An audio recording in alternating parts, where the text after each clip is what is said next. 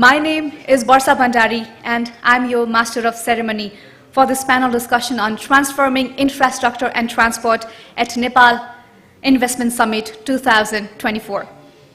Honorable Minister, distinguished guests, esteemed delegates, and ladies and gentlemen, it is with great honor and privilege that I welcome you to this panel discussion at Nepal Investment Summit 2024.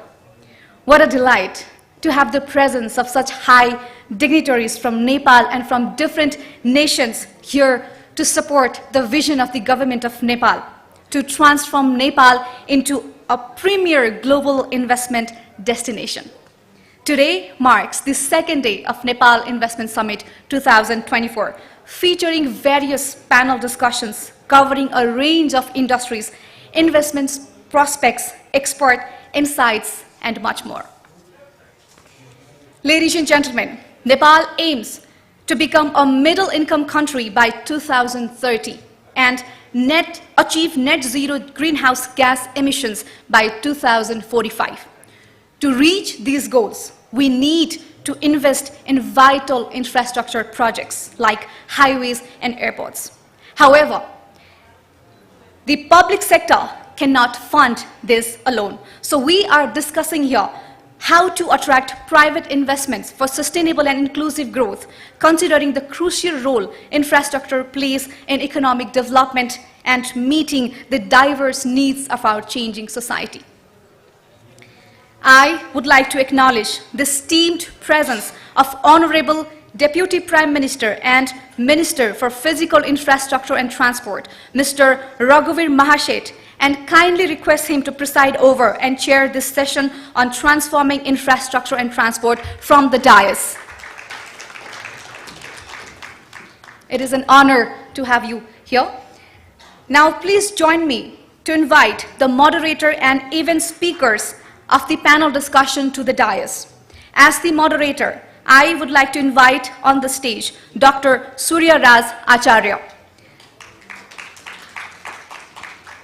Dr. Surya Raj Acharya is an expert on infrastructure policy, planning, and management, and currently a visiting professor at the Institute of Engineering IOE Pulchok campus. In the past, he worked for the Government of Nepal, United Nations, ESCAP Bangkok, and Institute for Transport Policy Studies. Dr. Acharya has a BSc English from NIT Jamshedpur, BA from TU Meng Resource Management from AIT Bangkok, and PhD from the University of Tokyo. As our panel speaker, I would like to invite on the stage Honorable Professor Dr. Sangeeta Singh, who serves as the member of National Planning Commission.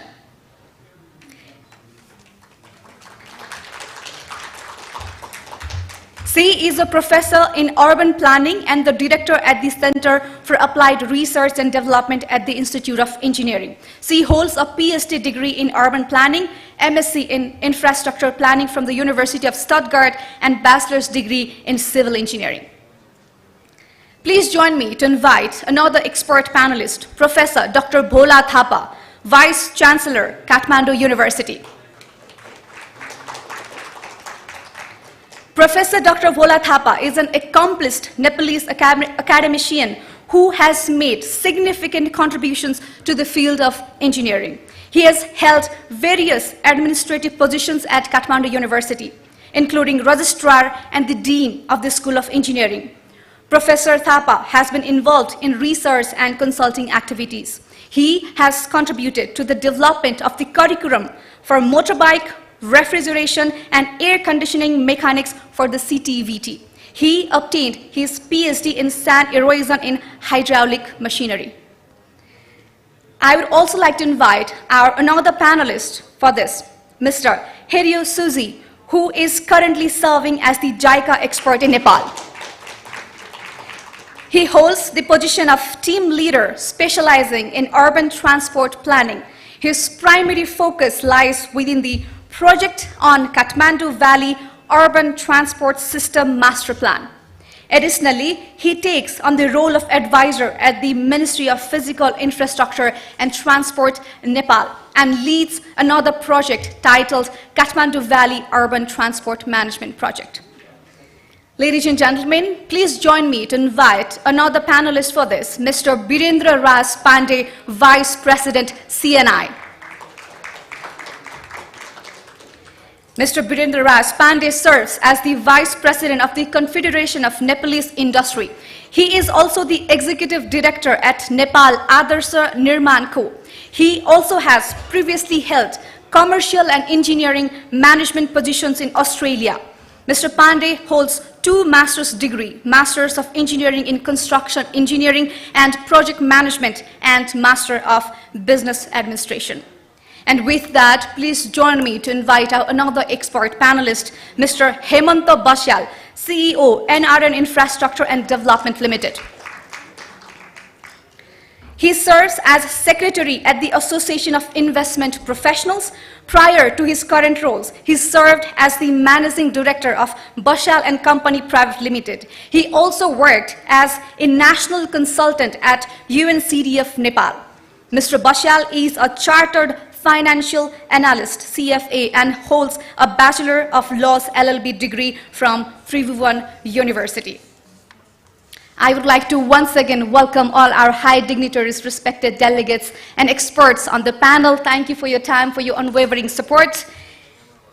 And with that, I would like to hand over the floor to today's moderator, Dr. Surya Raj Acharya, to kindly proceed for the panel discussion. Over to you, sir.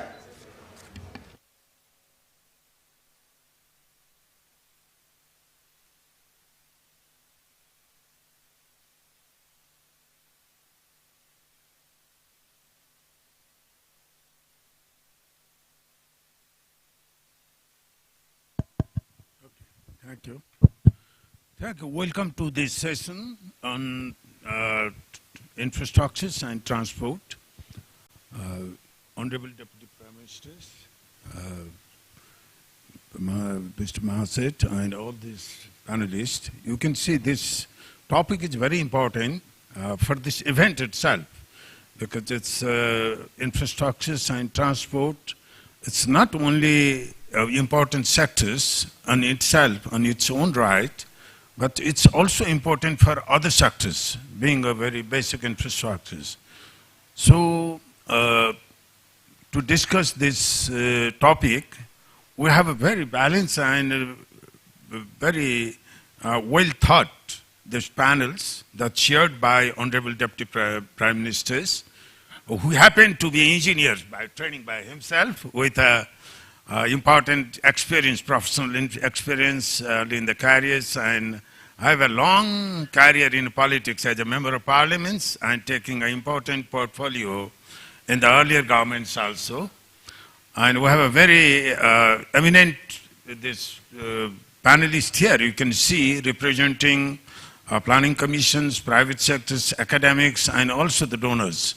So I hope this 90-minute session will be able to bring about important issues and also inform our foreign delegates on what exactly the situation of the transportation sectors, and also this what sort of the opportunity it's opening, whether it's a capital investment, knowledge sharing, the partnerships, or the management, etc. So at first, I'll not take much time. My role will be basically timekeepers, and we'll also have plenty of time for the floor discussion. First, I'll run a 2 rounds of questioning and then open the floor. So before that, at the outset, let me just put this brief outline. So in Nepal, they currently, why these transport infrastructures and transport services is being discussed as a primary issues, rather than very priority issues in the planning level, policy level, also in the top level, political level. It's because until now, Nepal's endeavor was just to meet the very basic accessibility, that our key strategy for transport development was connecting all the district headquarters with the motorable route. So for our foreign delegates, it might look very trivial, but for us, Nepal, who enter in this effort of economic development very late stage, it was very important strategic this agenda. But now, just having a very basic accessibility would not be good enough to trigger this economic development or to support the productivity and competitiveness. That is why now government of Nepal is envisioning to have a sort of the leapfrogging, have a new technology, game-changing projects that directly contribute to our productivity and competitiveness. So that now in our government documents now, what we are discussing is the tunnel road, this viaduct, the metro, this railway, the airport and etc. So for this, obviously it requires a lot of this investment, and current usual government budgetary this resource alone is not enough. So that is why government is trying to leverage the private sector capital. It's both domestic and international, and not only the capital, it's a technology, the management, the way out, the innovative and that.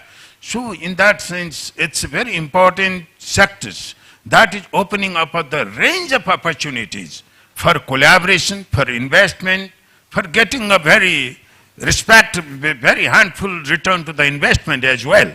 Because the transport in a conventional sense is the public goods. But now transport is also a business, that it's a revenue generating business as well, some subsector of the transport. So with this context, we'll discuss this today's session. We have very senior representation from the government of Nepal and also from the private sectors and from donor agency, from JICA representative here. So with this context, we'll pick up some of the relevant issues as seen from the different lenses, from government, from private sectors, and from donors' lenses. So let me start with, we'll have a first two round of questioning that. So I will start with the Dr. Singh, since she's very busy this is because government of Nepal is finalizing 16th five-year plan. I believe this transport and infrastructure is it's a very at the central stage. She's working on. So my first question is, okay, in the 16th five-year plan, so how government of Nepal is considering to have a sort of this major strategic shift, leapfrogging, or finding out a new ways out and understanding the role of the transport infrastructure in overall socio-economic transformation. Okay, Dr. Singh. Thank you, sir. First of all, let me highlight why infrastructure is very important in the current context. We are in the 21st century, and we say that this is the century of cities. Cities are growing, and it is a global phenomena, not only a national phenomena. Of course, in our context also, urbanization is happening. We are one of the most urbanized countries in Southeast Asia right now, with 66.08% urbanization happening, urban areas happening. But if you look at the nature of the urban areas that are there, it's still very rural in nature. So in formulating the plans and policies, I think this becomes a very important parameter to consider, that we have urban areas that are really urban, but there are also other areas that are a sort of peri-urban, but are still considered to be urban. So this is a sort of a distinction that we need to take into consideration. Another factor which is very important is how development happens. If you look at the stages of development that has been happening from the previous times, during the agriculture-driven societies till now, we can see that it's innovation that has been driving the development in all aspects. So once the steam engine was developed, industrialization happened. So we thought that industrialization was very good. And it was, giving multiples of economic growth. But then suddenly we found that there are repercussions to it also, the negative impacts of industrialization. Now we are far behind the industrialization stage. Now we are in the age of the IT, in the age of artificial intelligence, where if you look at the demand, it is quickly, rapidly changing. You might not even realize that, instead of road transportation, something else might be in demand pretty soon, because it is being led by IT, and so on and so forth. So innovation is a very important factor to be considered. So we are aiming for high development indexes, and all of us in the developing countries want to live a life standard of everybody in the developed country. So the WWF has said that if each one of us has a same living standard as that of an American, then we already need 5 planets right now, and we only have 1 planet.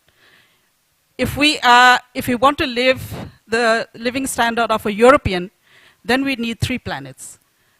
That means to say that whatever we do in terms of development, it has to be sustainable. So in the context of Nepal, I think it is even more important, because we have abundance of natural resources, but at the same time, we also have a lot of risks in all sectors. For example, all the different ecological regions are subjected to a lot of disaster risks. So all these have to be considered whenever we are thinking about any kind of policy, planning, or whatever. So now we are in the stage of finalizing the 16th plan, and our focus have been on increasing the productivity. That means to say that all the infrastructure has to be directed towards making production happen, to improve the economic indicators. So that has been one of the key priorities. The other priority is, in the 16 plan, we are talking about urban governance, that the governance has to be good. And then, of course, the social development perspective. So these 3 characteristics, these 3 key areas have been our focus in the 16 plan. And this is being formulated with rigorous interactions. We have had more than 4,000 people participating in discussions at different levels, and this has been a very participatory approach in which we have been formulating the plan. And now we are almost nearing the finalization of the plan. And I think whatever comes out from the discussion today would also, in a way, serve as a guiding, in some way to sort of incorporate it in the 16th plan as well. So I look forward to the discussion. I would say so much for now. Thank you. Thank you, Honorable Dr. Singh. Now, next I move to a representative from the private sector, Birendra Pandey. So, from the private sector's lens, how you look at this, the current status of the transport sectors, and how you see, for instance, vis-a-vis the government perspective on development of transport, or the challenge or the issue. So what is the private sector's lens from the private sector side? How you find it? Thank you, Dr. Acharya. Honorable Chair, distinguished panelists, and esteemed delegates, very good morning. Actually, we know how important is the infrastructure that plays the role in development and prosperity of any country. And transport infrastructure is also very, very important. And in Nepal, we have around 75,000 kilometers of road. There are strategic road networks and local road network. And most of the local road network is not, it's only seasonal, it's gravel and earthen roads. And at CNI, our share of industry in GDP is about only 5%. It was about 9% in 2000, but it's decreasing. So we wanted to know why it's happening. And the first thing we came to know is, this, the inadequate infrastructure that came as a bottleneck for our industrial growth. So CNI has been doing, we have started doing infrastructure summits every 2 years. We've started in 2014, and every 2 years we have been doing that, and we try to become a thought leader and really sensitize how important the infrastructure is in development of the nation. And regarding, and that's why, and we and also did a very comprehensive study on how much we really need to invest in infrastructure. And we have national aspirations, as already mentioned, by 2030 we have to meet our sustainable development goals and our carbon neutrality and middle income country and so on. In 2019 we did a study on the investment and financing need by 2030 for 4 areas of infrastructure, that is energy, transport, urban development, and water and sanitation.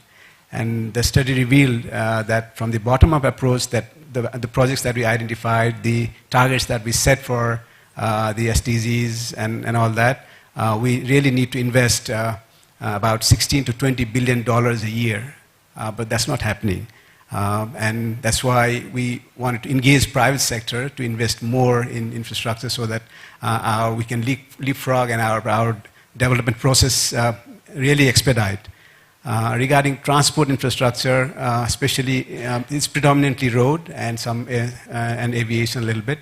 And that studies revealed that about $84 billion would be required from 2019 to 2030. So it's about $8 billion a year in road infrastructure and in the transport infrastructure. So there is there's a significant gap. And the study also identified that out of the available resources, the investment gap is for the transport sector is about $48 billion from $84 billion. So there's a significant gap, and we really need to invest more in infrastructure so that our industrial products are more competitive, our productivity increases, and also the cost of production also decreases.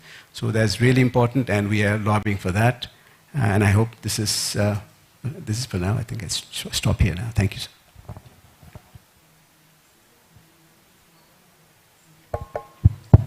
Thank you, Mr. Pandey. Now, next I would like to move to Mr. Hemanta Bashar-ji. Hemanta-ji brings experience, international experience as a representative of the NRL community. So, by looking at from what you call Nepalese eyes, who have a lot of experience, what do you call, this international, looking at how the international transportation, the logistic systems contribute to this productivity and development. So how you see the Nepal's condition of the transportation sectors and these opportunities, including for your communities, that where the valuating can be made. Can you put some reflections?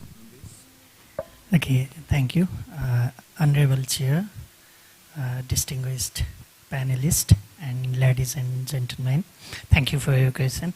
As a Nepalese diaspora, I'm leading an organization that is promoted by Nepalese diaspora, where more than around 800 Nepalese diaspora leaders are involved in this company. We mainly focused on other infrastructure rather than transportation yet. We are on hydropower sector till date, and we are planning to shift, we are planning to diversify our investment to other infrastructure sector. And those infrastructure sector where we are targeting, we are planning is also transportation. And as a lifeline of the economy, transportation has the vital role. Without efficient and timely transportation facility, development and economic viability of any project is somehow impossible, we think so. That's why transportation is the key part, key infrastructure for building the nation and developing the overall infrastructure and overall business. As we, as an investor, infrastructure investor, we are focusing there where we can add value, where we can contribute the community, contribute the society. In our eyes, what we see actually in Nepal, transportation industry only contribute 6.79% of the GDP and 6.7% of the tourism. That is significant, and if we focus there, if we plan there, we will get at least we can contribute overall economy as so. And if we look at the data, numbers, government till date is investing 4% of its GDP on infrastructure, overall infrastructure, and World Bank resource report on 2019 suggests that 10 to 15% of the investment is needed of the GDP.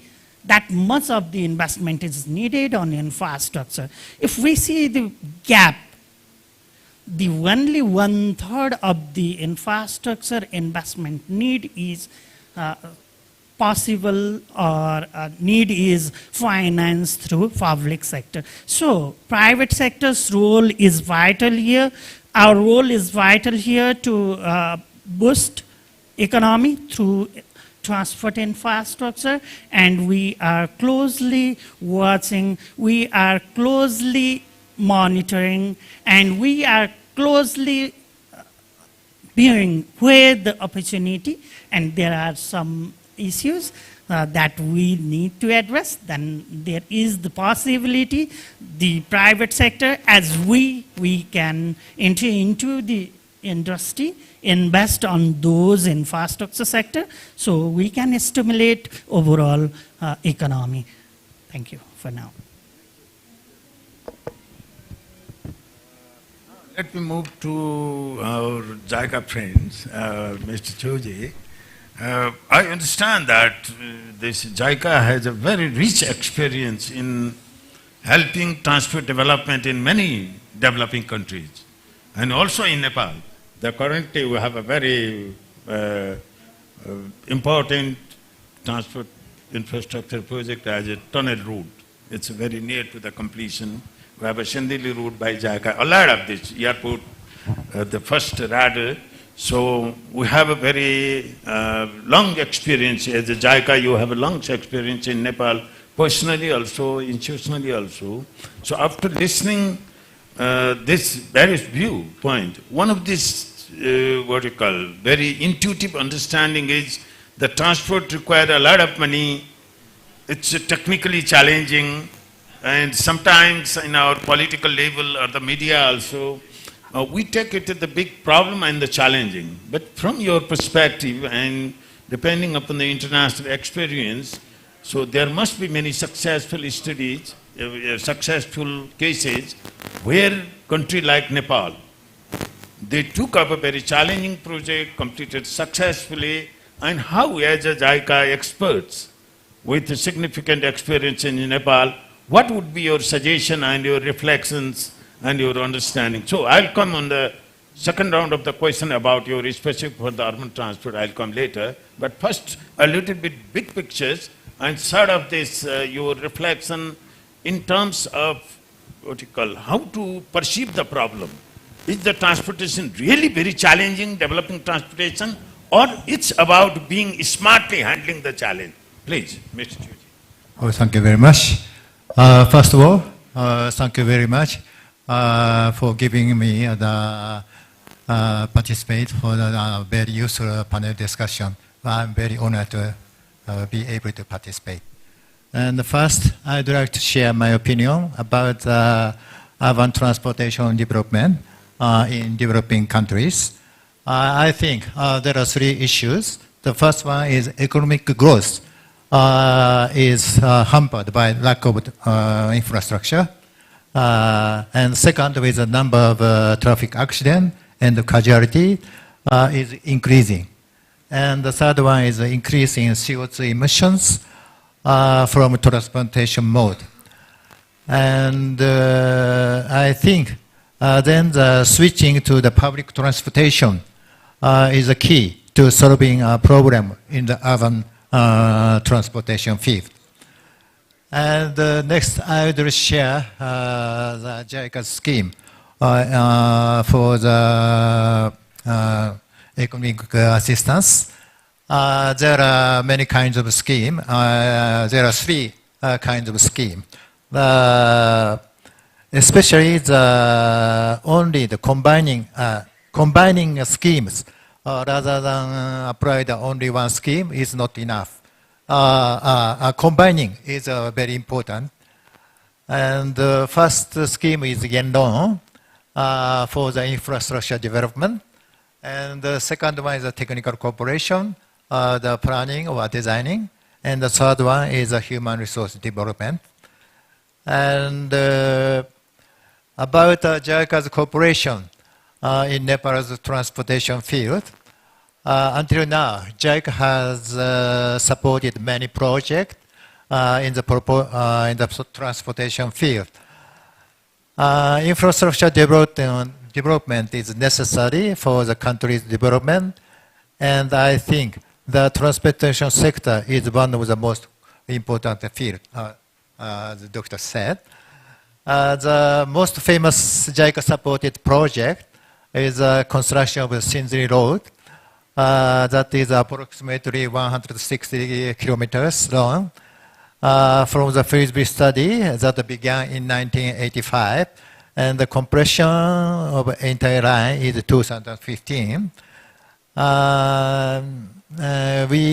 JICA provided 26 billion yen in grant aid. The effect having been significant, not only developing the area along the road, but also extending the entire country of Nepal.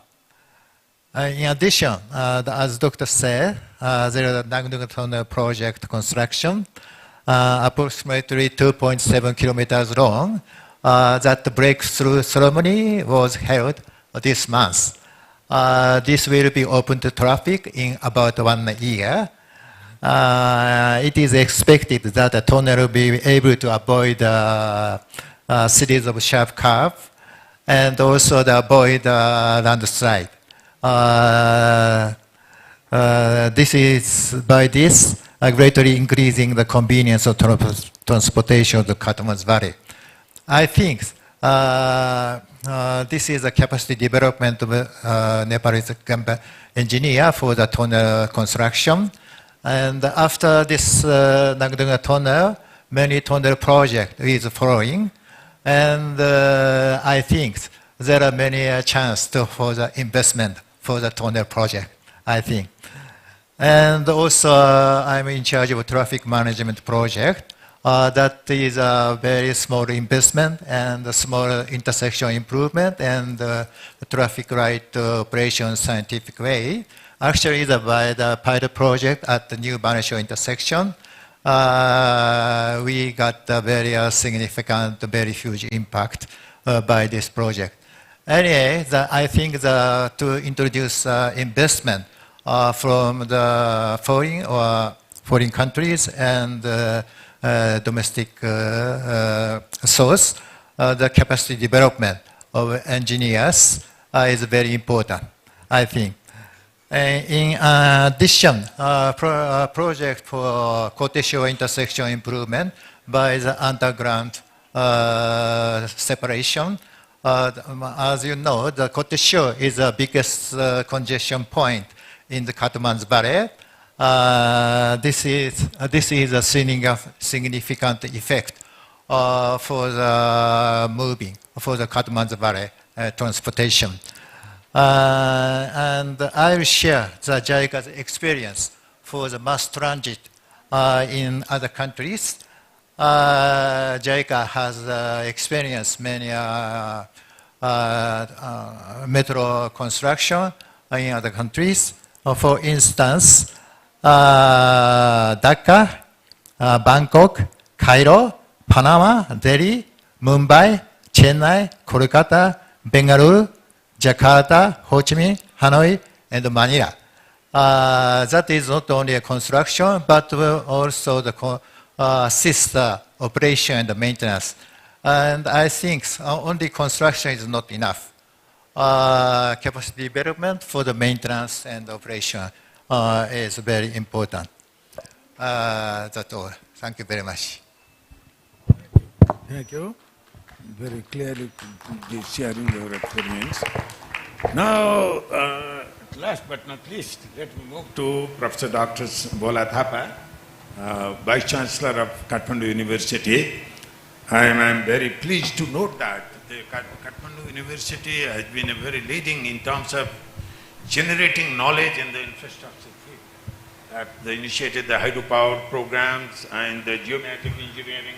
It's very important, this area in the academics, and also currently taking a lead such as in this hydrogen fuel, this research. So my questions to Vice Chancellor Thapa is, when we discuss about the infrastructures of the transport vertical, often our politicians in the political level, in the public policy level, often we see the challenge of the funding and financing and the project management there.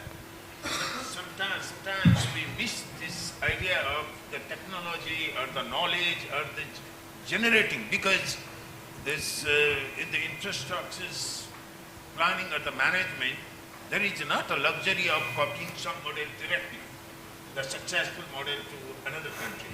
So in that context, how do you see the challenge of transport infrastructure from academic lens, and what could be the possible role of the universities in terms of having the collaboration with the foreign partners in knowledge generation, whether the planning or in the project implementation level as well? Thank you very much. Honorable Chair, my fellow panelists, and ladies and gentlemen. I would like to pick up the one word which the moderator started. As you started, sir, with when we talk about the transportation, it's availability of the transportation and then accessibility.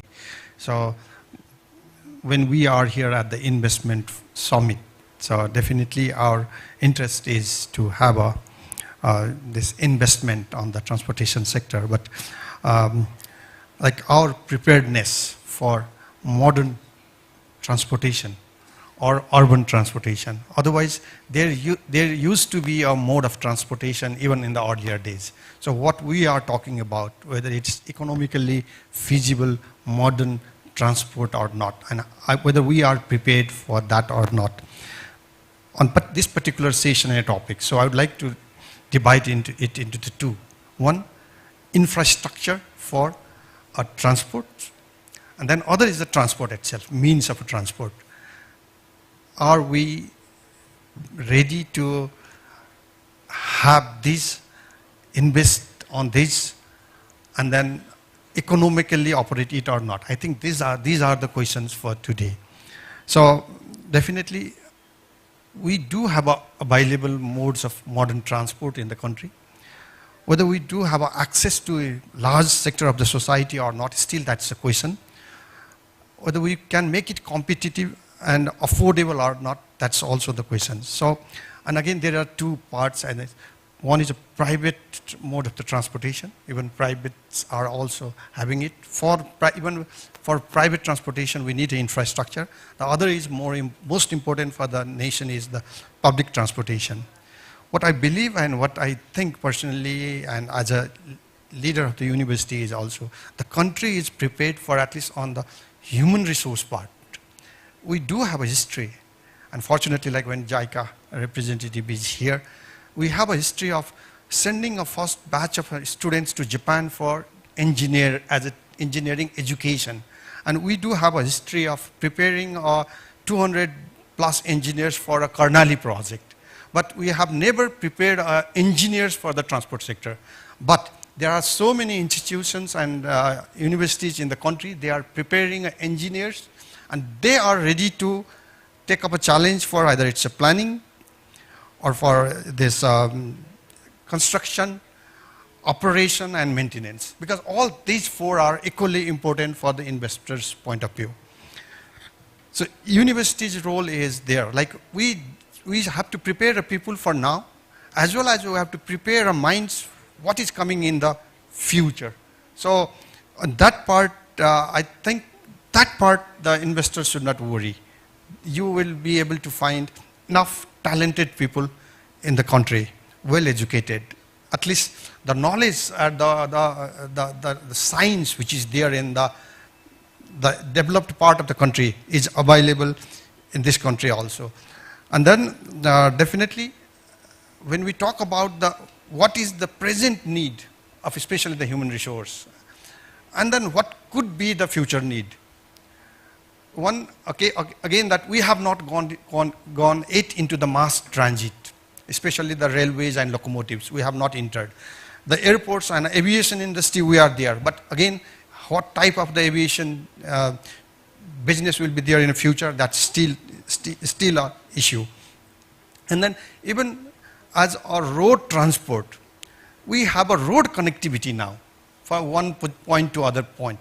But the time to connect that 2 points, the safety part of while we are commuting and connecting, that's more important. So we are working on that part. And then when we have now availability, accessibility, and then affordability of the transport, as a university, we are thinking for the future. While we are doing so, we should not destroy this nature. That's why from the conventional fuel source, Kathmandu University, we have started to work on the green mode of the energy. And in the context of Nepal, we thought utilizing the natural resource, that is water and the electricity, we can produce a green hydrogen, and then green hydrogen can provide the energy source for the transport sector, as well as it can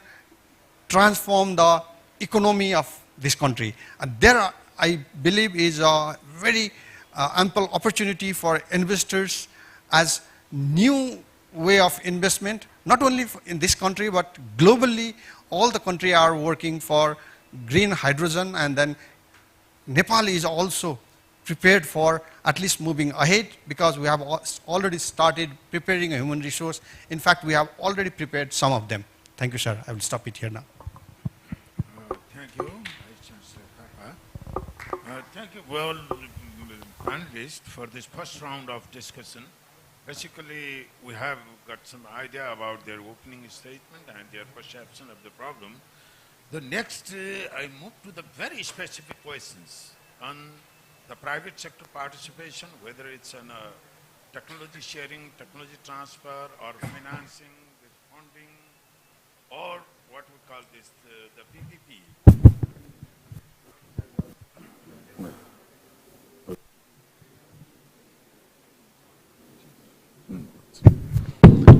Or what we are discussing about public-private partnership, because this whole PPP session is in the evening, we have a plenary session. So in this discussion, we'll focus more on a PPP for transportation. So why this issue is a bit challenging is, because for most of the transport project, in the transport analysis stage, feasibility stage, most of the transport, this come up with its economically feasible, but not financially viable, that. So the cash flow is not good enough to recover the principal and the interest. Of course, the government of Nepal few years back have a very liberal PPP Act. Of course, there are some rough edges to fine-tune that provide a broad framework to engage the private sector in a meaningful way. But still, the PPP scheme goes for the project by project. It depends on the very project-specific characteristic as well. So in this second round, I would like to request all our eminent panelists to very briefly put on their perspective on how this PPP approach or the overall private sector engagement policy need to be fine-tuned to make it more successful and operational for transport infrastructures and also the service operation. Often one of the important points we miss is for our foreign delegates also, let me share with. Perhaps it is this among the very few countries in the world where public transport service is operated with the zero subsidy from the public. So we have a very important, our private sectors and our public transport operator. Of course, there is a question for quality, regulation, reliability, and that we need to fix. But this running services without public subsidy, any public subsidy burden is itself the positive thing. So to move the things forward, both in these infrastructure sectors and the transport service sectors, how private sector can be meaningfully engaged, and if there are some what you call barrier or some bottlenecks on the part of the government policy, we'd also like to hear that. And again, I'd like to start with the Honorable Dr. Singh. So what is this, the government, what you call the menu to attract the private sectors in transportation, specifically making transport sector special sectors that is different from the other sectors, and that might come to this viability gap funding, this risk allocation, risk sharing, and that. So, very briefly, in the not exceeding 2 minutes, please. Okay, thank you. I think first of all, the key is the prioritization of the key infrastructure in the first place, because whatever has been happening right now is that the infrastructure has been planned haphazardly. There is no such integrated master plan sort of a thing to be based upon, where we place our infrastructure and so on and so forth. And of course, the private sector investment has been very successful, for example, in the hydropower projects or in case of tourism, but not in the infrastructure sector because it has very less returns. So I think the government has to make sure through the viability gap funding or whatever mechanisms that is available. So we have to explore different financial tools and come up with a master plan of all the tools that are available, what could work, what could not work, and then sort of the government should be ready to bear the risks also and to provide incentives. So in that manner, I think to a certain extent, the private sector funding could be harnessed. I think there should be innovative mechanisms of financing, which is still, and of course, policies and incentives are also very important. We have just recently had the ordinances, in place, and there have been certain revisions, but this has to be a sort of a continuous, process, not only a one-time job. So whatever policies or incentives are necessary in order to attract the private sector should be, I think, and in the 16 plan, this has been our focus also. We have been focusing on the strategies, we call that transformational strategies, where the private sector has given a lot of emphasis in the 16 plan. So hopefully we will sort of build a sort of a network and the basis for having private sector participation. Thank you. Thank you, Honorable Singh. Mr. Pandey, please.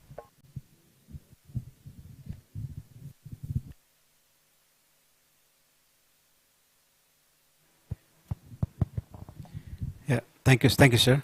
As we know that there's a significant gap in investment in transport infrastructure, especially as a private sector, we have been lobbying with the government to come up with the conducive legal framework and other provisions for private sector to be, they feel more comfortable in investing in infrastructure. And as we know, this in energy sector, we've been doing quite well because we signed up PPA with the authority, and that is a captive resource. But in transport sector, the vehicle that plies through that road or whatever is not captive. So and there are so many other issues, and we really didn't have the comprehensive public-private partnership act then, and recently the government has come up with the Public-Private Partnership and Investment Act, which has a range of provisions where we can, there are provisions of unsolicited proposal, provisions of solicited proposals, and there are many, many more. And I think it's quite comprehensive. So by now we have the proper legal framework, but still the institutional framework and the operational maturities hasn't been in place yet, because as previous speaker has, honorable speaker has just said, the rate of return for those infrastructure, especially highway projects, may not be that lucrative. So the government has to come up with the viability gap funding or minimum revenue guarantee, or there are many other ways of engaging private sector in operational management and asset monetizing and all that. So those areas has to be looked into. And I think we have a legal provision, but and there are a few other hedging and other mechanisms that still has to be in place, and the government has gone up for the country rating procedure. So maybe in a few months' time we'll have our country rating as well. So and Nepal can be a known investment destination with the a certain risk profile of the country. So that's really important. And recently, the few projects have been set aside for the hybrid annuity model. So probably that is the early stage of the entire spectrum of public-private partnership, where the risk for the private sector is not that much, with the around 40% private investment and 60% government investment with the annuity payment for 10 years. I think that is the probably the starting phase of how we can gradually increase the involvement of private sector in this area. So it's basically, as this is a long gestation period contract, so that the contractual, the maturity in dealing with the contracts as the complex contracts, we need to have the build the capacity of both the private and the government sector as well in that case, and the regulatory mechanism to enhance how the viability gap fundings are made and how effectively those things are monitored in actually attracting private sector in this sector. Thank you so much. Thank you, Mr. Pandey. Next, let me move to Mr. Basal again.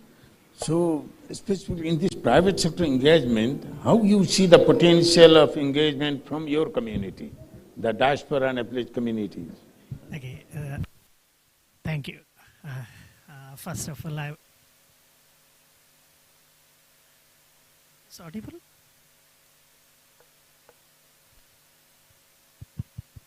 Okay, I think now it's okay. Is this audible?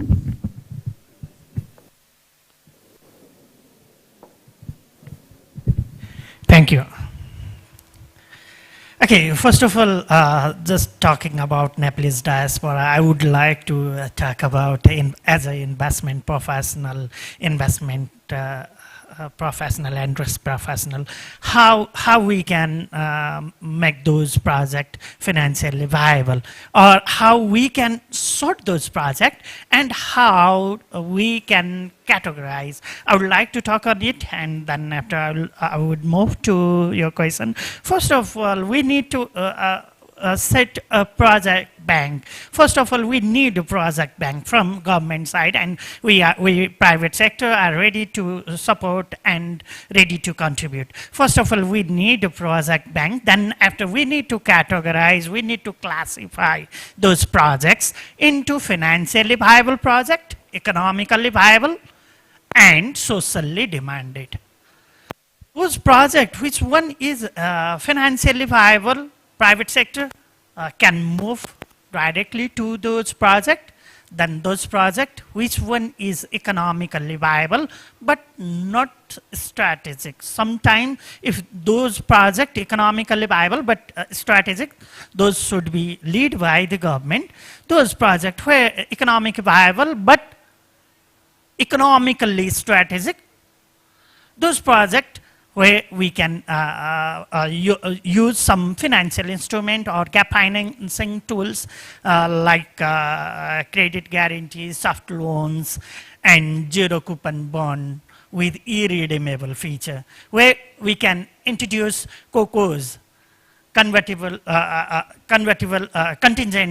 convertible feature on those debt instruments, so that systematic risk will be shared by the public sector, and if there is any unsystematic risk triggers, those risks will be borne by private sector. That means those bond will be converted into equity, and government will take the controlling interest, and government will lead the project, so that we can minimize, we can mitigate unsystematic risk, and public sector is ready to accept that systematic risk, so that project will convert into viable project and socially demanded project that must be run by public sector, so that that gap can be fulfilled, at least gap can mitigate, minimize, but the issue is capital constraint or capital rationing, because Nepalese private sector, if we talk about we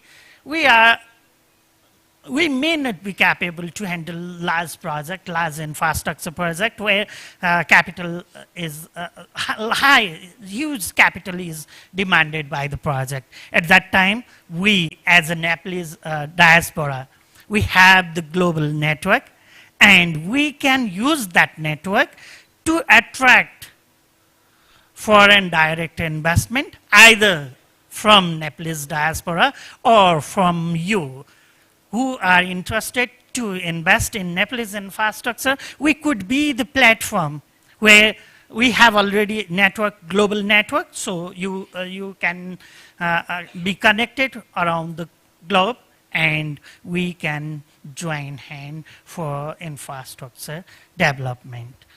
Thank you, Mr. Bachan. Now let me move to Mr. Chuji again. So,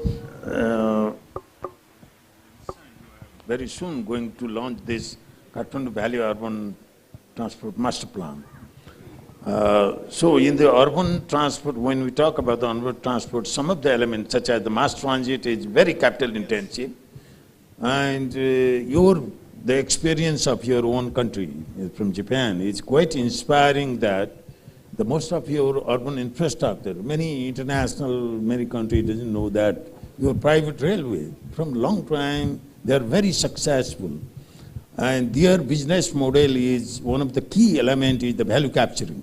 That it's very successful. That was copied later in the Hong Kong and other Asian countries as well. So how you suggest, because you are leading this master plan, what you call this project, so as an element of this your study, do you see any good possibility for engaging private sector in implementing the master plan you are going to prepare?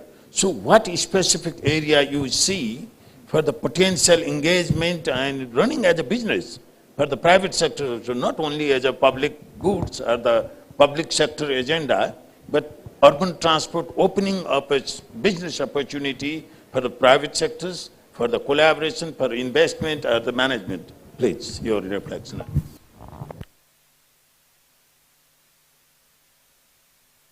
Thank you very much.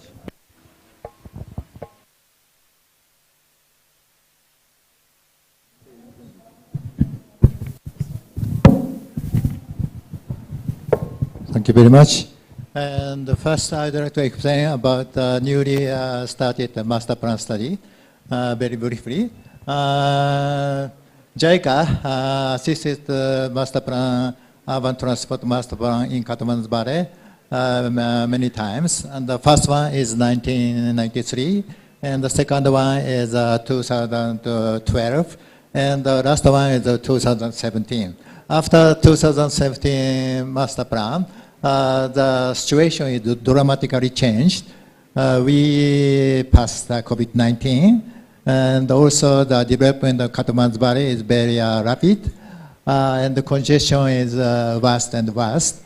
That is why Nepalese government requested JICA to update 2017 master plan, and JICA decided.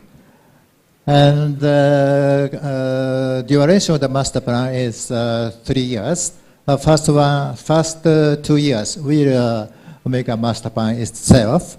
And last year, we will conduct a pre-feasibility study. In the stage of master plan, we identify the prioritized mode. That means a mass transit mode, like metro or AGT or BRT or something like that. And also identify the prioritized mode. We'll conduct a pre-feasibility study. And about mass transit design planning in Kathmandu Valley, the first one was conducted by Department of Railway in 2012, and the next one is JICA Master Plan 2017, and the ADB by ADB in 2018, and again JICA 2019. But also the IBM initiated concerted procurement for the metro and BRT, but these have not been implemented. That's the reason why this master plan study will identify the necessity of the mass transit and prioritize the route and make a feasibility study. And about the necessity of mass transit in Kathmandu Valley, this is one idea to consider the population and the GDP per capita. And the population in the Kathmandu Valley is over 3 million, and the GDP per capita of Nepal is approximately 1,230. That is enough for introduce mass transit in Kathmandu Valley. Actually, the Ulaanbaatar, that population is 1.5 million, and the GDP per capita is 5,000 US dollars. Just started consultant procurement for the construction of the metro at Ulaanbaatar. And actually, in Tokyo case, in 2017, the first metro was introduced. At that time, population of Tokyo is only 4.5 million, and the GDP per capita is only 2,000 US dollars. It's enough for Kathmandu introduce metro. And there's no space to introduce metro in Kathmandu Valley, and there will be a big congestion to construction work along the road. And then I think this is high time and the last chance to consider the introduction of the metro in Kathmandu Valley. And lastly, I answer your question for the PPP participation for the introduction of operation of the metro. As far as I know about private participation in metro, private sector participation in all countries, all cities, although the form of participation is different. And as Dr. said, there are many challenges. The cost is very high, and also how to set the fare, and there are many risks. But this time, I have no time to explain the detail. Anyway, to introduce metro in Kathmandu Valley, to utilize soft loan, but I think that is not enough. Private participation is needed. And at that time of the implementation stage, we should discuss with the private sector and the public sector about how to introduce metro in Kathmandu Valley. That's all. Thank you very much.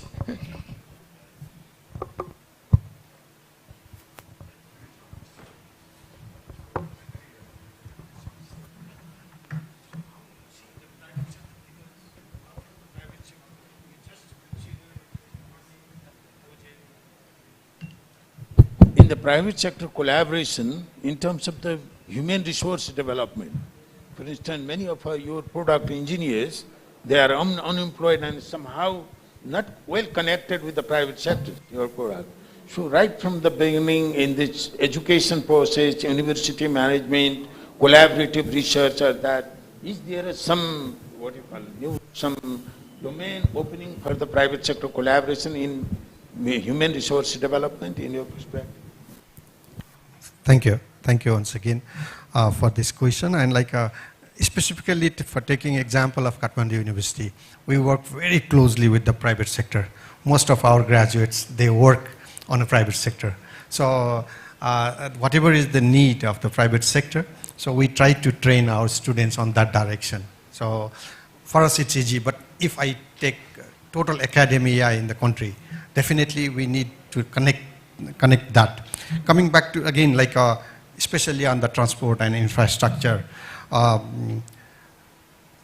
the shift from the conventional transport sector, especially from the point of view of the energy, to the clean and green energy, I see a lot of prospect of participation of private sector, especially on the green hydrogen as an energy. Of course, most of the, even though Nepal Oil Corporation is a public entity to trade, import the fuel, but basically trading is done by the private sector. But what I see now as a dream is there will be many private vendors all around our highways who will be not just trading the fuel, but you will be producing the green hydrogen, and then you will be selling. So you will be producer as well as the seller. So, and I don't think it will be a sort of a wild dream. So when we started working on green hydrogen back in 2019, some of my hydropower investor friends were laughing on us. What university is working on when we don't have electricity in this country and you are talking about the green hydrogen? And those friends are knocking door at the Kathmandu University and asking us to include them for the project.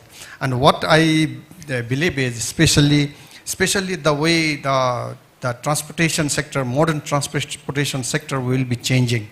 Definitely government will be preparing our policies, plan, and then the basic facilities, but we as private sector will be playing a role to implement that and then to get benefit out of that. So I would like to, again, you might laugh on me to listen to me today. So I do recall a statement of former Prime Minister K.P. Sharma Oliji. When he said there will be a Nepali ship in the ocean. So, but I would like to add now, there will be a Nepali ship in the ocean propelled by Nepali fuel. That means Nepali water will be converted into hydrogen, and that hydrogen will run that ship. And the same ship will carry a fuel from Nepal and sell it in the Japan and the Saudi Arabia. It could be a dream. Okay, you feel like it might be a wild dream, but it will come, because it's not only the Nepal's need, it's a global need of the climate to control the temperature rise.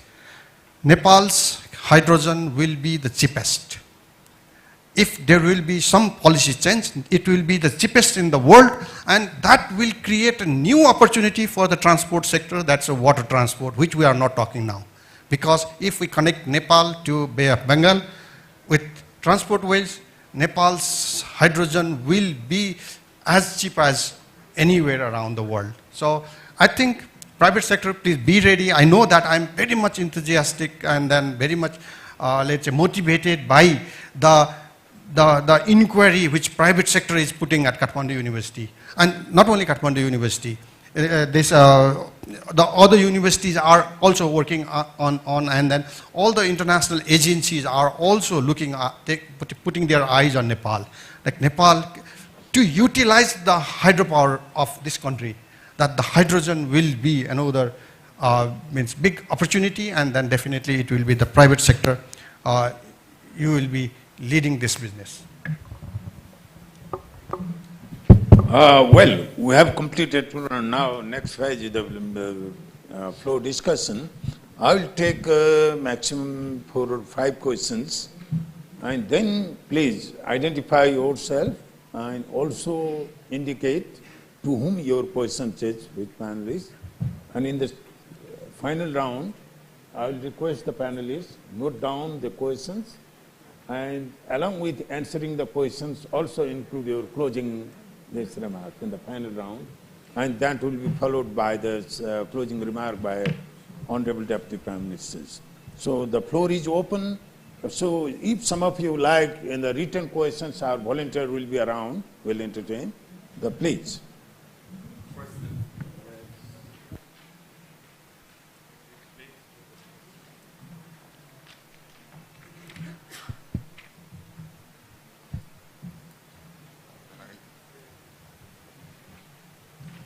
Mr. Moderator, thank you very much. Thanks for all the panelists and the opportunity given to us to get some insight into transforming infrastructure and transport. My name is Winfred Hammond. I'm Ghana's ambassador to China and to Nepal. Come here for the first time. At the summit, I've heard a lot of talk about green hydrogen energy. From what I see in China, the cost of hydrogen, green hydrogen, is the capital cost at least is very expensive. It's very high, and so I've been wondering what makes Nepal have that comparative advantage to think that this is the way to go. I've also heard of, I can understand hydrogen energy, and I know that hydro energy that is generating energy from water could be a good source looking at your topography. But what really makes Nepal have this comparative advantage that thinks that this is the way to go in solving our climate issues? Thank you very much.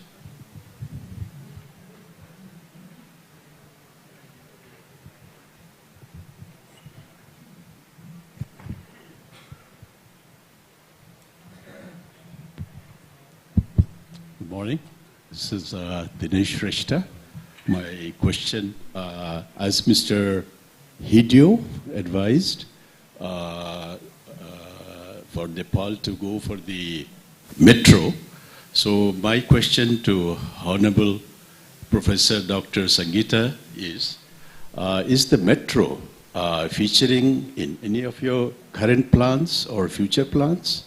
And my question to Honorable Minister is, if yes, what is the status of the Kathmandu metro? Thank you.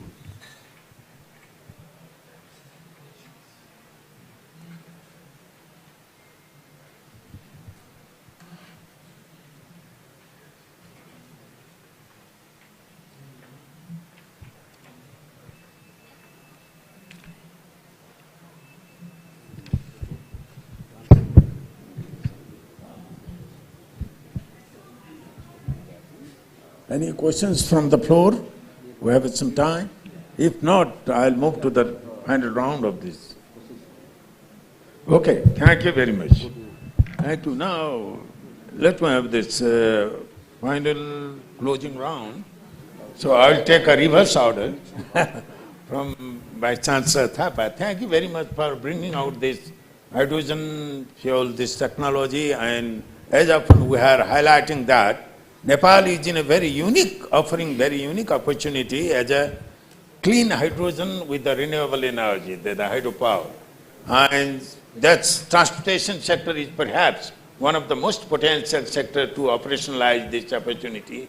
So, Vice Chancellor Thapa, your closing some statement, and if there is some remark on the question, please.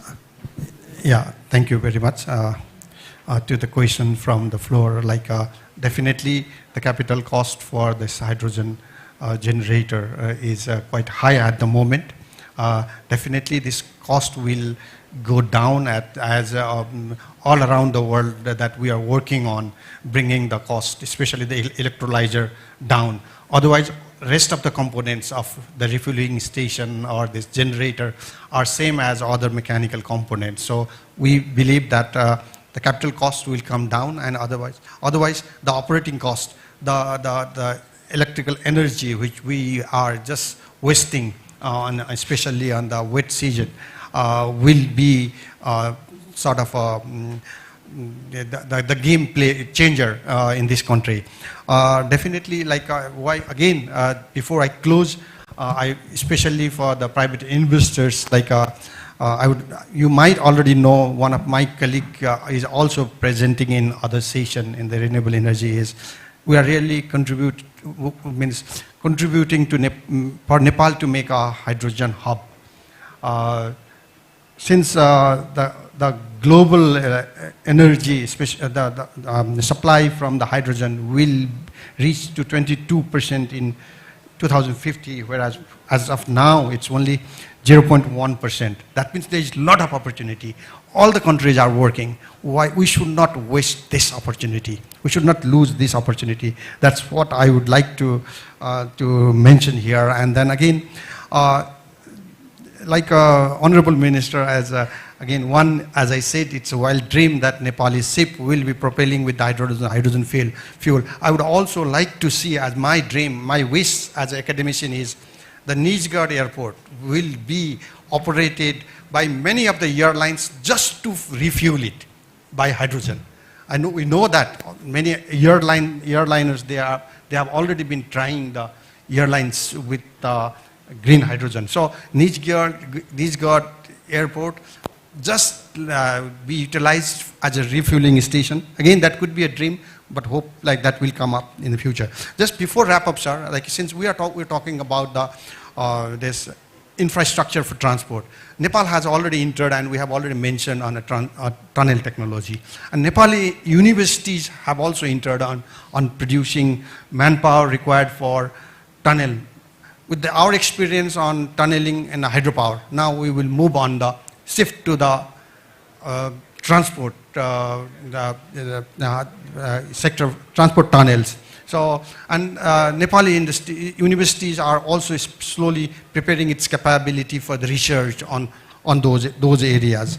So with tunnel technology, and especially with the training and education on the aviation management, again, it has been a global business. So when Nepali people are going for the job, so they are going without much training, and again, it's a huge opportunity, especially for the transport area. So sometimes, even if we have a plan or not, so many of us may remember that the days of the Safar Tempo, when Safar Tempo was introduced in the country. Now, with some governments means positive policy, so Nepal has been very good country to utilize the electric vehicle. So with the government, some conducive policy, I know that there will be quite a change, a shift in the transport sector. And then with that transport sector, it will be the safe transport. It will be an economical transport. That means if we can commute in the minimum possible time, and then definitely when it's minimum possible time, the issue of the safety comes. And then definitely with the introduction of road tunnels, we might reduce road accidents significantly. So these are my closing remarks, and thank you very much. Thank you, Mr. Chandra. But now next I move to Mr. Choji. You have to add anything? As a closing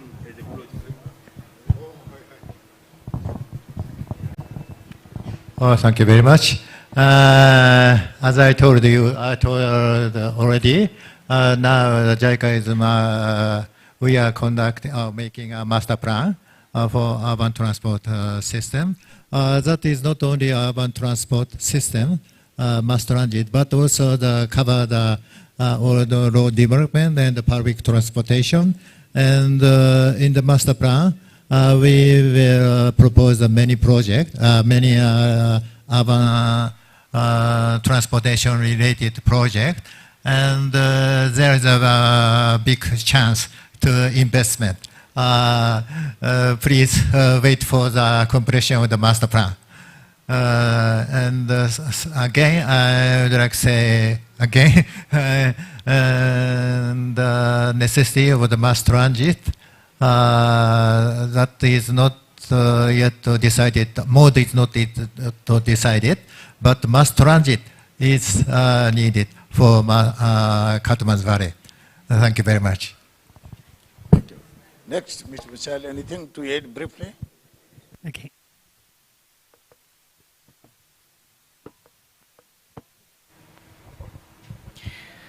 Thank you. Till the date, private sector is mostly engaged on transport operation in Nepal. Only those sectors, ropeway, there is a private sector's involvement on infrastructure development as well as operation. From the learning from our neighboring country, India, where India has tremendous success on roadways infrastructure developed by private sector.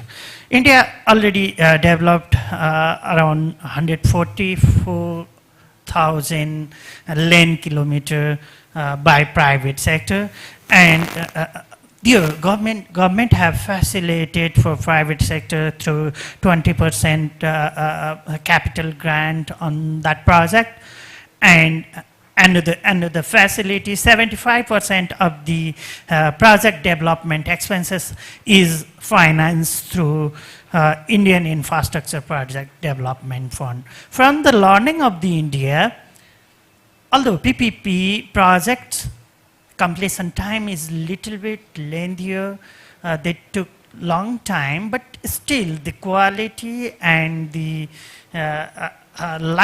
life of the project is significantly enhanced. So we can do in Nepal also. We can learn from India to Nepal also, and as private sector, as investor, we are investing. We have invested in Nepal through Non-Resident Nepalese Act 2064. Based on that act, we are going to repatriate the return of the company, of the project. We are going to set a precedent in Nepal that we have 2 channels of FDI investment in Nepal, and next channel is going to mature through that repatriation process, materialization, so that a complete cycle will be completed. And as a private sector, we are still expecting Trustee Act so that financial innovation can be materialized, those rights and responsibilities and complex structure of the financial instruments will be properly addressed, and another sovereign credit rating, so that foreign investor partners, those who are willing to collaborate with us for the common platform for the joint interest, that a single flagship document will support us to bring more capital on infrastructure project for long-term investment. So we are expecting those things from the government side, and we are ready to invest on infrastructure sector, and we are ready to collaborate for capital transfer and technology transfer to Nepal. And we are also open to share our technical know-how, what we have learned from Nepal, that can be transferred to all over the globe. Thank you. Thank you. Dr. Thapa, could you please briefly take on these questions? The capital cost of hydrogen, please. There is again a capital cost. I don't have exact data like for per unit for at the moment, but at least I can share with this gathering here. At Kathmandu University, we have already installed the first ever refueling station at Kathmandu University. And then we do have a first ever hydrogen car in this country. So we have already tested that in the university, and then some high level dignitary will inaugurate this system. But generally, like we as a university could host first ever refueling station in this country. Means any private investors can invest on the refueling station. Depends on what is the supply capacity. Like anyone like who is having a good petrol station or fuel station here can very easily invest on a fuel refueling station for the car. That's what I can say at the moment. But the reason I could not give the exact figure is we ourselves were involved on designing this refueling station. Some component we bought from China, the assembling we did in Korea. So that is the reason the data which I will be giving may not be perfect. But this is coming up very means fast, as like many vendors of hydrogen, especially the electrolyzer manufacturer and then the system manufacturer are coming up. So and again there is a question, I don't know, I could not make it out, but maybe the compromise or incorporation of the renewable energy for production of green hydrogen. The best part of the green hydrogen is even if we have solar or other source of wind and then hydro, the mix will be best for producing this green hydrogen, because it's as a battery now. Whenever we are not utilizing this conventional energy source, we can we can produce a hydrogen and then just put it as a battery, as a reservoir. Again, that same green hydrogen can be used to produce electricity to supply on the grid for a grid balance. So that is my response for this question. Thank you, Mr. Dapa. Any quick point to be made, Mr. Pandey? Just quickly, so we know that there are many opportunities in Nepal, in highways, airports, EV infrastructure is growing now, and green hydrogen, as we have seen, cable cars, urban mass transit, and many more. In regulatory area, CNI has suggested government to review 24 acts, scrap 5, and then make new 3 acts. And we've seen just yesterday that the government has come up with the new ordinance with several acts as a gesture of moving forward with the regulatory reforms in the country. So there are opportunities, and we as a private sector would like to welcome you all to invest in Nepal.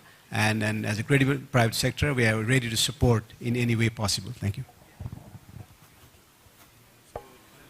Dr. Singh, just Okay. I think there was one question also, and whether in the 16th plan the metro has been included or not. So what is very good about the 16th plan is that it is a continuation of the 15th plan, which is very rare in our case. So the 15th plan for 25 years development, long-term development goal. So that has been carried over by the 16th plan. So when we say prosperous Nepal, happy Nepali, all the indicators are based upon prosperity and happiness. So that has been a continuous process. So whatever has been contemplated in the 15th plan has been continued in the 16th plan. And the 16th plan is indicative. So that being indicative, we have included all the aspects. For example, in the transportation sector, we have said that we would like to develop national integrated transportation system. And therein, we have also included the metro possibilities of metro and all these different transportation mediums. And also, even a mention of the green hydrogen has been there. It is incorporated. But it depends on the ministries to elaborate on that. And then, whatever has been indicatively mentioned in the 16th plan, will be detailed out by the ministries. So it will depend on the ministries based upon, all the feasibility. I think for the metro, there is a feasibility study being conducted by the French experts. So we should be able to, decide whether we want to go for it or not based upon that. And one of the important aspects of the 16th plan is, we have said that all the projects should be enlisted in the project bank, and that should be linked to the 16 plan. So whatever the goals have been set in the 16 plan should be reflected in the projects, and we have created a project bank. And so all the whatever is not enlisted in the project bank will not be implemented.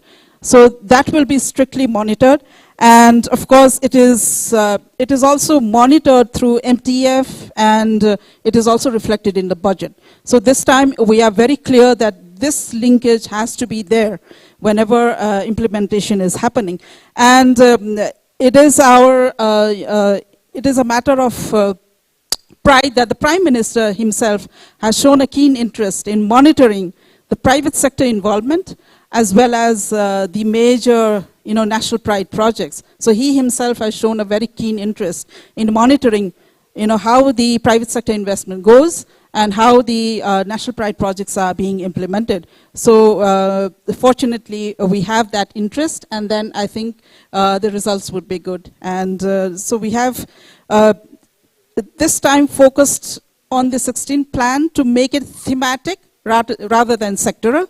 And we have made sure that it is implementable to the maximum possible limit. Thank you. Thank you very much. So thank you all for your patience. We are coming towards the closure of the session. So before I invite Honorable Deputy Prime Minister to close the session with his remarks, let me make a few points here. We have a very interesting discussion bringing out these issues related to the transport from different stakeholders. It's a very balanced representation. I thank you all distinguished panelists.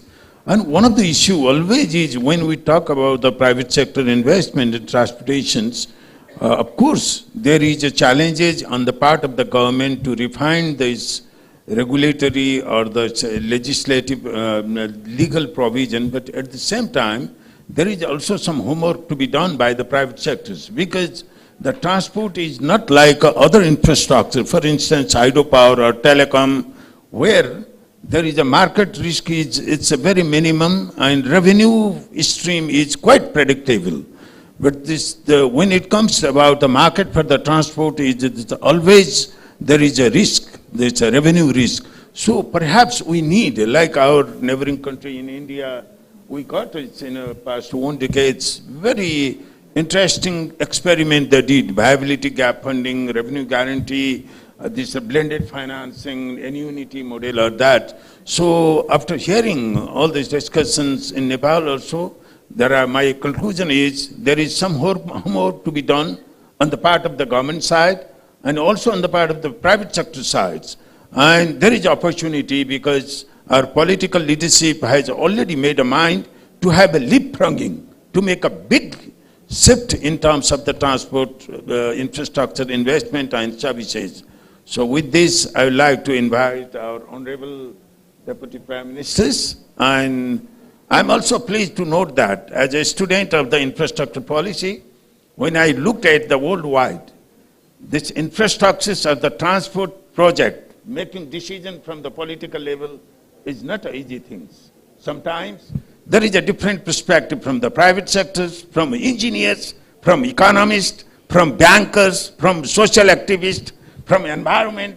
There is a different perspective, and it gives a very hard time for a person like him, and from the political. And one of the things what I noticed in the history of infrastructure development worldwide is, whenever this ministry is led by an engineers, seasoned engineers, the decision making is always right. Because all the big game changer project in the world, it's often, I'm very sorry with our economics college if you are here, it's always opposed by economists. But engineer made the right decision, so with this spirit we are very lucky. We have a seasoned engineer as our Honorable Deputy Prime Ministers taking charge of the Transport Infrastructure Ministries. And with this, I thank you all, the audience, for your patience, our distinguished panelists for their insightfuls and for their reflection. So with your Honorable Deputy Prime Minister for your closing remarks. Thank you.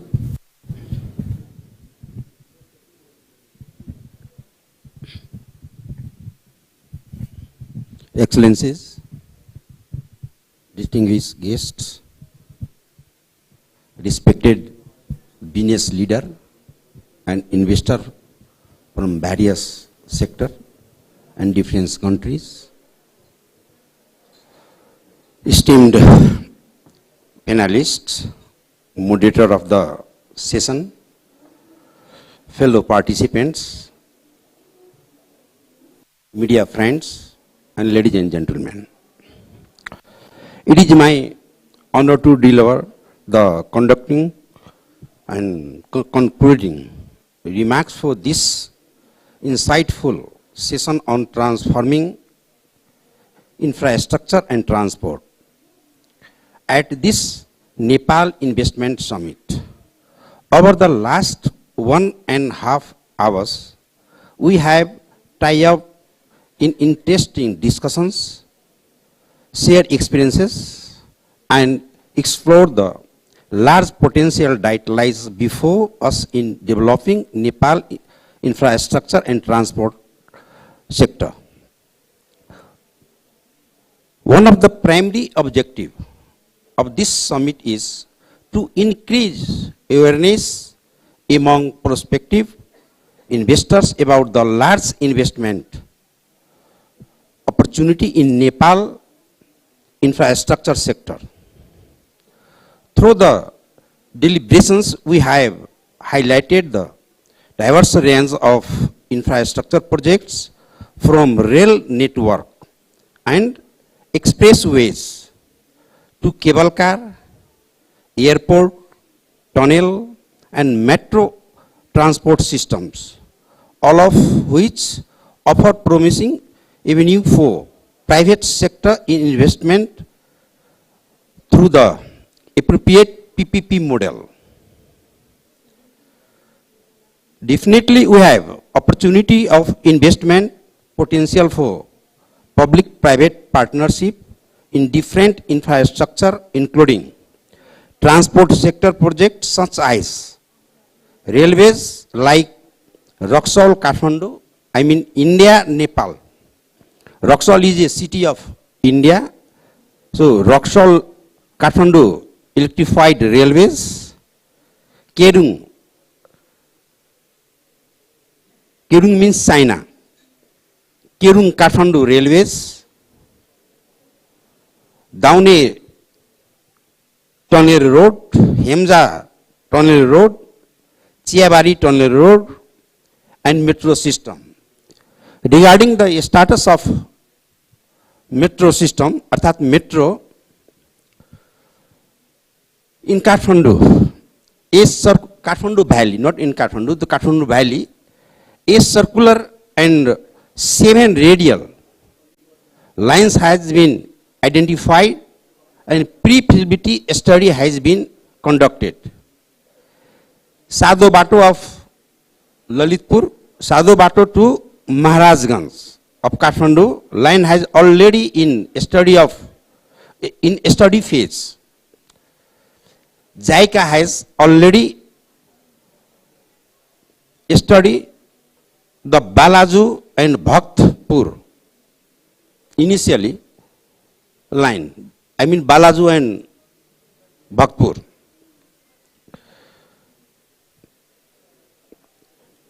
Like airport, Nijgarh airport. Nijgarh airport is the one of the biggest proposed airport in South Asia. When I was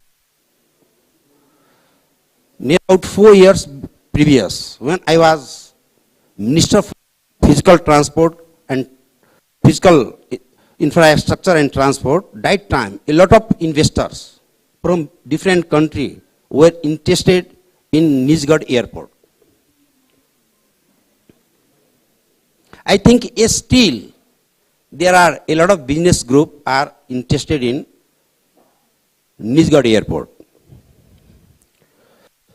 As well as the Kathmandu-Chitwan Expressway, additionally Ministry of Physical Infrastructure and Transport has explored the initial of a hybrid unity model, I mean HAM model of PPP contracting for the Patlahia Bagmati River section of the east-west highway.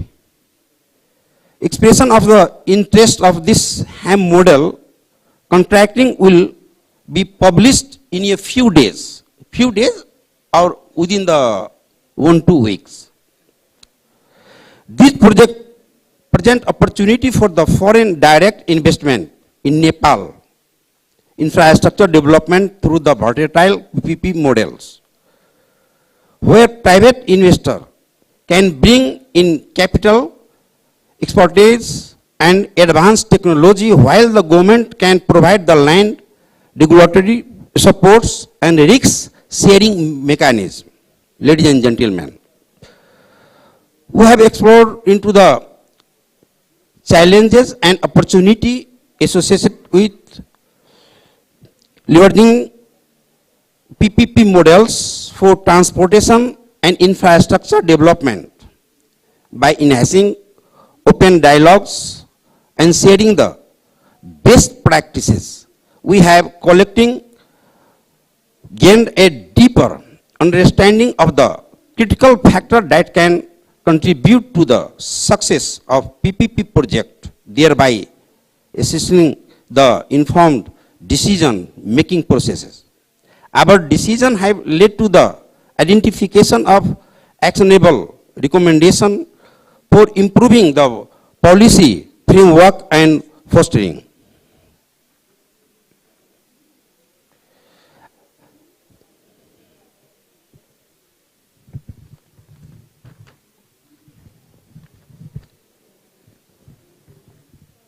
Ladies and gentlemen, an environment conducive a infrastructure development in Nepal. These recommendations, grounded in the practical experience and expert insights, will serve a valuable guiding principle of the policy maker and stakeholders in a similar manner. We have facilitated knowledge disseminations by sharing practice and lessons learned from ongoing the completed infrastructure and transport project. This exchange of knowledge will certainly guide our future activities, helping us avoid drawback and replicate the successful strategy. Ladies and gentlemen, throughout the discussion, a common thread has emerged: the need for collaboration and partnership between the public and private sector. By leveraging the strength of the both sector, we can overcome challenges, mitigate risks, and unlock the full potential of our nation infrastructure, including transport development. As we conclude this session, I wish all the stakeholders to hold the spirit of the cooperation and innovations. Let us work together to create a supporting environment and attract investment, adopt transparency, and ensure the successful implementation of transformative project. With a shared vision, from commitment and collective action, we can build a Nepal with a world-class infrastructure, including transportation network, that diverse our nation towards prosperity and progress. Thank you all for your valuable contribution and engagement. Let us carry forward the momentum generated here and translate our idea into the tangible action that will shape the future of our beloved nation. Thank you. Thank you, our session chair, Honorable Deputy Prime Minister and Minister for Physical Infrastructure and Transport. And I would also like to thank our esteemed and high dignitaries, speakers on the dais for leading such an insightful discussion on how we can transform Nepal's infrastructure and transport. With that, I would like to request to invite Mr. Sushil Bhatta, CEO, Investment Board Nepal, to hand over a token of appreciation to our session chair, Honorable Deputy Prime Minister. I would like to again invite Mr. Sushil Bhatta. And can we join this ceremony with a huge round of applause? I would like to request our session chair to kindly get in the first row.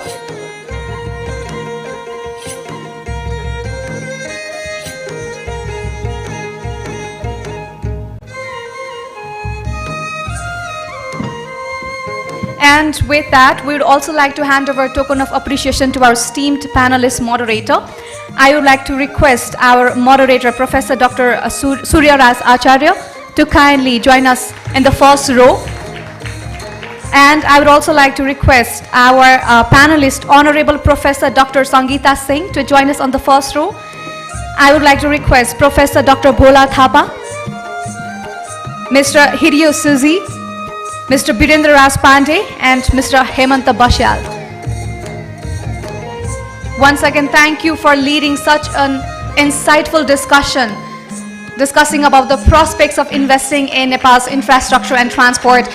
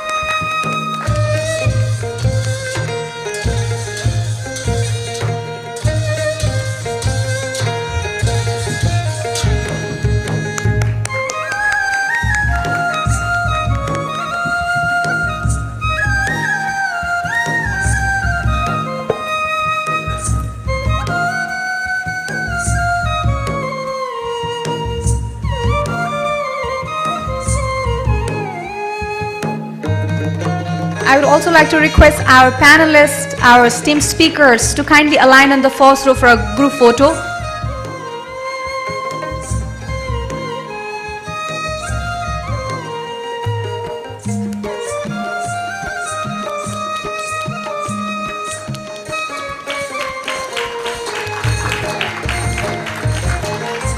Can we quickly have a group photo with all our esteemed panelists and speakers?